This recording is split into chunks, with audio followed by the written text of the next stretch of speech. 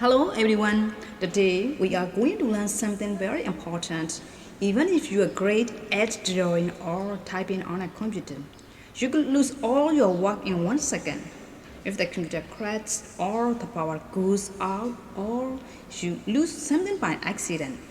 But don't worry, there is one simple habit that will save you every time, saving your work. Let me show you two ways to save. The first time you save a file and how to save quickly after that. Okay, let's learn.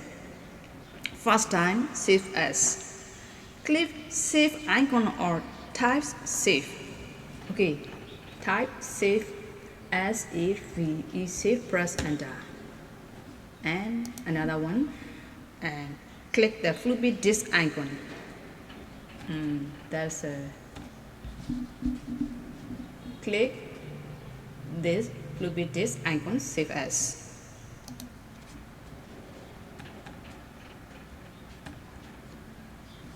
Now choose location, desktop or file folder. Choose where to save, for example desktop or folder. After that, file name, type file name here. Type a name like lesson 1, project 1, such as, and find soft type, click down arrow, .wg, such as, and click save. Okay, now your file is saved.